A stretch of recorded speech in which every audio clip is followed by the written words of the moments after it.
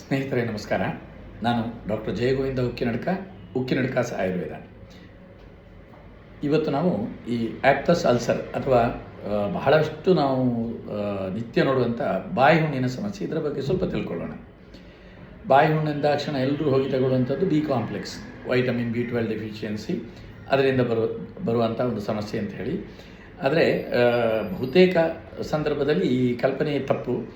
ಈ ಬಾಯಿ ಹುಣ್ಣು ಬರುವಂಥ ಸಾಮಾನ್ಯ ಕಾರಣ ಅಂದರೆ ಅದೊಂದು inflammatory condition, immune complex related disease. ಈ ಆಪ್ತಸ್ ಅಲ್ಸರ್ ಬಹುತೇಕ ಜನರಲ್ಲಿ ಬರುವಂಥದ್ದು. ಹಾಗೆ ಹೇಳಿಕೊಂಡು ಡೆಫಿಷಿಯನ್ಸಿಯಲ್ಲಿ ಬರೋದಿಲ್ಲ ಅಂತಲ್ಲ. ಆಪ್ತಸ್ ಅಲ್ಸರ್ ಅಂದರೆ ಈ ಬಾಯಿ ಹುಣ್ಣುಗಳು ಬರುವಂಥದ್ದು ನಾಲಿಗೆಯಲ್ಲಿ, ಇಲ್ಲೆಲ್ಲ ಒಳಗಿನ ಚೀಕಿನ ಒಳಭಾಗದಲ್ಲೆಲ್ಲ ಬರ್ತದೆ. ಇದು ಬಹುತೇಕ ಬರುವಂಥದ್ದು ಇನ್ಫ್ಲಮೇಟರಿ ಕಾಸಿಂದ. ಇನ್ಫ್ಲಮೇಟರಿ ಅಂದರೆ ಉರಿಯೂತದ ಕಾಸ್, ಇಮ್ಯೂನ್ ಆಟೋ ಇನ್ಫ್ಲಮೇಷನ್ ಅಥವಾ ಆಟೋ ಇಮ್ಯುನಿಟಿ ಅಂತ ಹೇಳಿ ಅದನ್ನು ಸರಿಯಾಗಿ ಕರೆಯದಿದ್ದರೆ ಅದನ್ನು ಆಟೋ ಇನ್ಫ್ಲಮೇಷನ್ ಅಂತ ಹೇಳೋ ಒಂದು ಹೆಸರು ಕೊಟ್ಟಿದ್ದಾರೆ. ಆದರೂ ಇದರಲ್ಲಿ ಹೇಗೆ ಉಳಿದ ಆಟೋ ಇಮ್ಯೂನ್ ಡಿಸೀಸಲ್ಲಿ ಕಾಣುವಂಥ ಸೈಟೋಕೈನ್ಸ್, IL-6, IL-2A, ಬೇರೆ ಬೇರೆ ಥರದ ಇಂತಹ ಈ ಇನ್ಫ್ಲಮೇಟ್ರಿ, ಪ್ರೋ ಇನ್ಫ್ಲಮೇಟ್ರಿ ಸೈಟೋಕೈನ್ಸ್ ಅಂತ ಹೇಳ್ತೇವೆ. ಅದರಿಂದಾಗಿ ಇದೆಲ್ಲ ಉತ್ಪತ್ತಿ ಆಗುವಂಥದ್ದು, ಆ ರಿಯಾಕ್ಷನ್, ಇಮ್ಯೂನ್ ರಿಯಾಕ್ಷನಿಂದ ಅಂಥದ್ದೆಲ್ಲ ಇದರಲ್ಲಿ ಕೂಡ ರಕ್ತದಲ್ಲಿ ಜಾಸ್ತಿ ಕಾಣುವಂಥದ್ದು ಬಹುತೇಕ ಸಾಮಾನ್ಯ.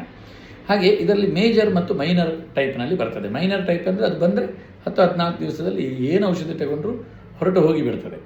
ಇನ್ನೊಂದು ರಿಕರೆಂಟ್ ಆಪ್ತಸ್ ಅಲ್ಸರ್, ಅದರಲ್ಲಿ ಮೇಜರ್ ಟೈಪು ಒಮ್ಮೆ ಬಂದರೆ 60-100 ದಿವಸದವರೆಗೆ ಅದು ಹೋಗಲಿಕ್ಕೆ ಹೇಳೋದೇ ಇಲ್ಲ.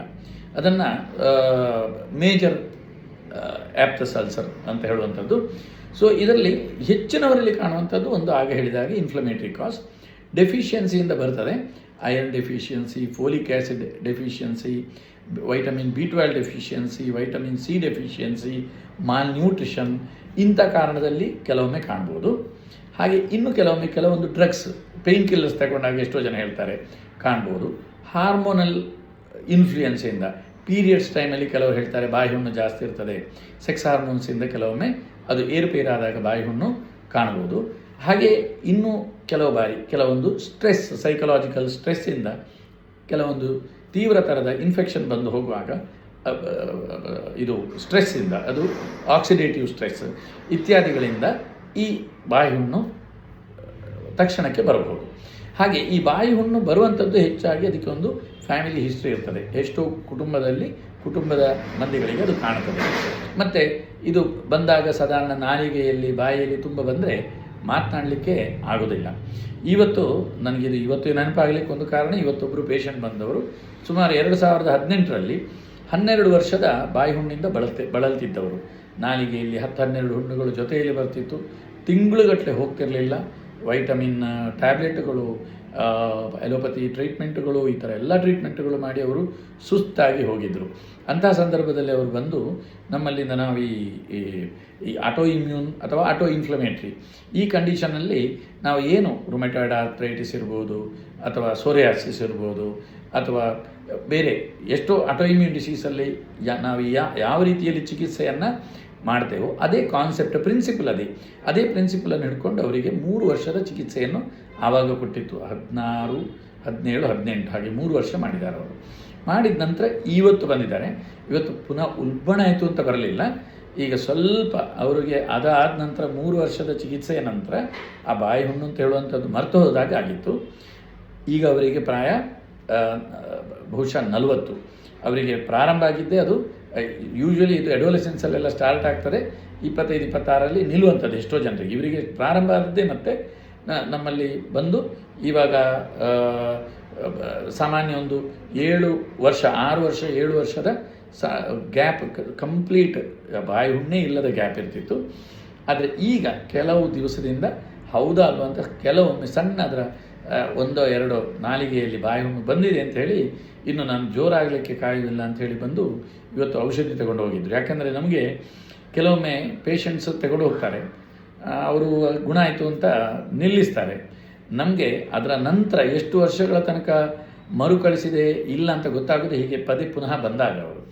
ಇವತ್ತವರು 7 ವರ್ಷದ ನಂತರ, ಅದು ರಿಕರೆನ್ಸ್ ಅಂತ ಹೇಳೋದಕ್ಕಿಂತ ಹೆಚ್ಚು 1-2 ಸಲ ಅವರಿಗೆ ಅದರ ನೆನಪಾಯಿತು. ನೆನಪಾದ ಕೂಡಲೇ ಅವರು ಕಳೆದ 10-12 ವರ್ಷ ನಮ್ಮಲ್ಲಿ ಬರಬೇಕಿದ್ರೆ ಏನು ಮೊದಲು ಸಫರ್ ಆಗ್ತಿದ್ರು ಅದನ್ನು ನೆನಪು ಮಾಡಿ ಓಡೋಡಿ ಬಂದಿದ್ದಾರೆ. ಅವರು ಬಾಂಬೆಯಲ್ಲಿರುವವರು, ಈ ಊರಿನವರೇ.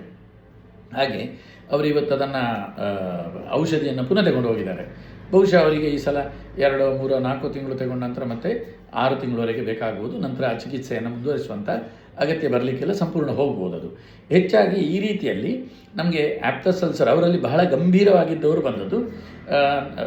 ಬಹುಶಃ ಒಂದು 3 ಕೇಸಸ್ ನಾನು ಇಂಥದ್ದು ನನ್ನ ಈ ಪ್ರೊಫೆಷನಲ್ ಲೈಫಲ್ಲಿ 27 ವರ್ಷದಲ್ಲಿ ಇಷ್ಟು ಗಂಭೀರದ್ದು ನೋಡಿದ್ದು. ಏನಂದರೆ ವರ್ಷ ಇಡೀ ಆಲ್ಮೋಸ್ಟ್ ಬಾಯಿಹುಣ್ಣೆ, ಅವರಿಗೆ ಬಾಯಿಹುಣ್ಣೆ ಇಲ್ಲದ ದಿವಸನೇ ಇಲ್ಲ. ಹಾಗಿರುವಂಥ 3 ಕೇಸಸ್ಸಲ್ಲಿ ಎಲ್ಲ ಕೇಸುಗಳು ಕೂಡ ಇದೇ ರೀತಿಯಲ್ಲಿ ರಿಕವರಿ ಆಗಿದೆ. ತುಂಬ ವರ್ಷಗಳ ತನಕ ಅವರಿಗೆ ಬಂದಿಲ್ಲ. ಕೆಲವರು ಹೀಗೆ ನಮಗೆ ಬಂದಾಗ ನೆನಪಾಗ್ತದೆ, ಇನ್ನು ಕೆಲವರು ಪುನಃ 1-2 ಬಂದಿದ್ದರೆ ನಮಗೆ ಬಂದು ಹೇಳಿದರೆ ಇನ್ನೂ ಗೊತ್ತಾಗ್ತದೆ. ಆದರೆ ಇವರಿಗೆ ಹಾಗೆ 1-2 ಬಂದದ್ದು ಈಗ ಸದ್ಯದಿಂದ. ಹಾಗಾಗಿ ಇದರಲ್ಲಿ ಇಂತಹ ಬಾಯಿಹುಣ್ಣುಗಳಲ್ಲಿ ಇಷ್ಟು ಗಂಭೀರ ಇದ್ದದ್ದು ಕೂಡ ಅವರು ಬಹಳಷ್ಟು ಆಧುನಿಕ ಚಿಕಿತ್ಸೆ ಅಂತೂ ಬಹಳಷ್ಟು ಮಾಡಿದರು. ಆಯುರ್ವೇದ ಚಿಕಿತ್ಸೆಯಿಂದ ಅವರಿಗದು ಆಲ್ಮೋಸ್ಟ್ ಸಂಪೂರ್ಣ ಗುಣಮುಖ ಆಗಿದೆ ಇದುವರೆಗೆ.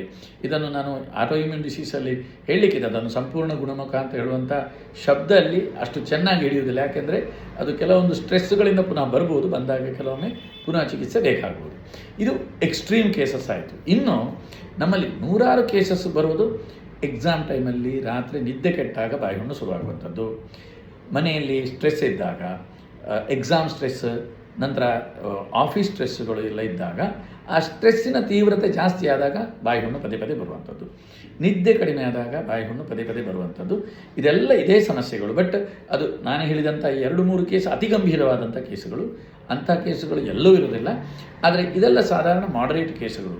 ಇಂಥದ್ದರಲ್ಲೆಲ್ಲ ನಾವು ಸಾಧಾರಣ 3 ತಿಂಗಳ ಚಿಕಿತ್ಸೆ ಮಾಡಿದರೆ ಇವರೆಲ್ಲರಲ್ಲೂ ಸಾಮಾನ್ಯ ಒಂದು 5 ವರ್ಷದ ರಿಕರೆನ್ಸ್ ಇರಲಿಲ್ಲ. 5 ವರ್ಷದ ನಂತರ ಬಂದವರು ಕೆಲವರು ಇದ್ದಾರೆ, ಅದರ ನಂತರ ಬರದೇ ಇದ್ದವರು ಇದ್ದಾರೆ. ಆದರೆ ನಮಗೆ ಅವರಿಗೆ ಬಂದೇ ಇಲ್ವೋ ಅಥವಾ ಬಂದು ಬೇರೆ ಕಡೆ ಹೋಗಿದ್ದಾರೆ ನನಗೆ ಹೇಳಲಿಕ್ಕೆ ಸಾಧ್ಯ ಆಗೋದಿಲ್ಲ. ಅಂತೂ 5 ವರ್ಷಕ್ಕಿಂತ ಕಡಿಮೆಯ ರೆಮಿಷನ್ ಸಿಕ್ಕಿದ್ದು ನನಗೆ ನೆನಪಾಗೋದಿಲ್ಲ. ಕೆಲವರು ನಮ್ಮ ಕುಟುಂಬದ ಸಮೀಪದ ಪರಿಚಯವರು, ಅವರಿಗೆ ಕೆಲವೊಂದು 16-17 ವರ್ಷದಿಂದ ಇಂದಿನವರೆಗೂ ಬರೆದವರು ಇದ್ದಾರೆ. ಹಾಗೆ ಈ ಬಾಯಿಹುಣ್ಣು ಅಂತ ಹೇಳಿದರೆ ಅದಕ್ಕೆ ಹೋಗಿ ವಿಟಮಿನ್ ಗುಳಿಗೆಯೋ ಅಥವಾ ಏನೊಂದು ಒಮ್ಮೆ ಹೋಗಲಿಕ್ಕೆ ನಾನು ತೆಕ್ಕೊಂಡೆ ಇಲ್ಲ. ಈ ಬಾಯಿಹುಣ್ಣು ಯಾವುದೇ ಹೆಚ್ಚಿನವರಿಗೆ ಕೇವಲ ಡೆಫಿಷಿಯನ್ಸಿಯಿಂದ ಬರುವುದಲ್ಲ, ಅದೊಂದು ಇನ್ಫ್ಲಮೇಟ್ರಿ ಕಂಡೀಷನ್, ಸಾಮದೋಷದಿಂದ. ನಾವು ಆಯುರ್ವೇದದಲ್ಲಿ ಹೇಳ್ತಿದ್ರೆ ಸಾಮದೋಷದಿಂದ ಬರುವಂಥದ್ದು, ಮೆಟಬಾಲಿಕ್ ಟಾಕ್ಸಿನ್ಸ್ ಅಂತೇಳಿ ಅದರ ಅರ್ಥ. ಇದು ಎಕ್ಸಾಕ್ಟ್ ಟಾಕ್ಸಿನ್ಸ್ ಅಲ್ಲಿ ಇಮ್ಯೂನ್ ರಿಯಾಕ್ಷನ್ಗಳು. ಈ ಇಮ್ಯೂನ್ ರಿಯಾಕ್ಷನ್ಗಳು ವ್ಯತ್ಯಾಸ ಆದಾಗ ಅದು ನಮ್ಮ ಓರಲ್ ಮ್ಯೂಕೋಸದಲ್ಲಿ ಬರುವಂಥ ಹುಣ್ಣುಗಳಾಗಿ ಬರುವಂಥದ್ದು.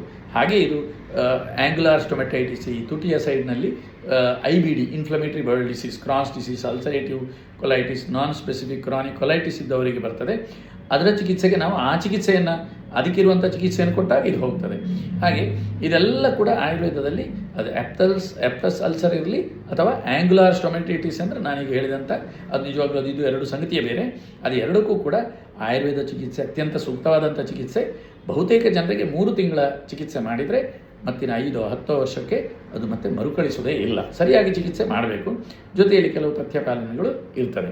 ಈ ಮಾಹಿತಿ ಅನೇಕ ಮಂದಿಗಿದು ಪ್ರಯೋಜನ ಆಗಿರ್ಬೋದು ಅಂತ ಭಾವಿಸ್ತೇನೆ. ನಮಸ್ಕಾರ.